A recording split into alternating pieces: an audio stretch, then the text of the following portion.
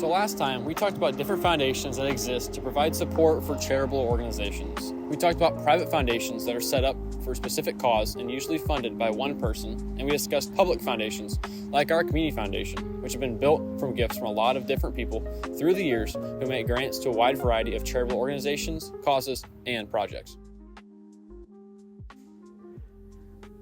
Community foundations hold their money in endowment funds. When money is placed into an endowment fund, it is never spent, ever.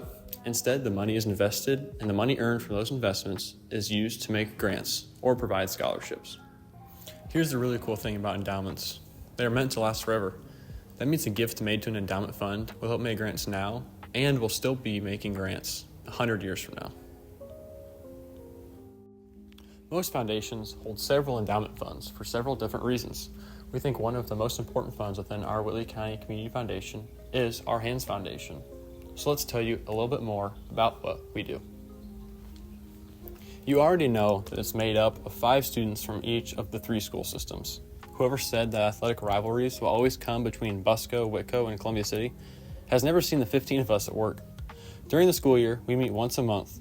We get out of school for a full day and get to eat at fun places like the Magic Wand. What's even better than a chocolate shake and fries is the ability to become a decision maker, to decide which projects in our school and the community deserve money. We spend a lot of time discussing grant applications. Now, most of these requests for funding come from teachers in Whitley County who have great ideas for bringing education into their classrooms, but need financial assistance to purchase supplies or equipment to make it happen. Sometimes it can even be one of our own teachers who's asking us for money. Sometimes that can be sort of awkward. When that happens, a Hands member declares a conflict of interest, which is basically saying, hey, this is my English teacher, and it wouldn't be fair for me to vote, so I'm stepping out of this one. We always make sure these conflicts are recorded or written down so there's no confusion about being fair or ethical. Every nonprofit organization or foundation is required to keep a written record of their meetings, which includes all the votes made and all the decisions voted upon. These records are called minutes. When Hands members sit down to discuss grant applications, we discuss each one and ask questions such as, how many students in this project are going to be impacted? Will the teacher be able to use the item purchased with this grant in future years?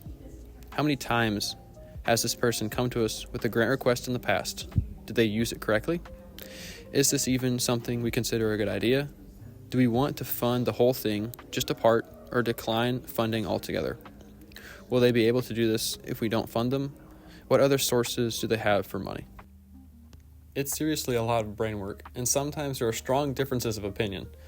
We have learned to work together by respecting everyone's ideas and then reaching a consensus, which is basically majority rules. Sometimes we can't make a decision and have to table the discussion. Now that means to put it to the side and talk about it again when we have more information. This year, Hands will probably grant over $15,000 to local projects, and you might even be involved in the process. Now, are you ready to become a philanthropist?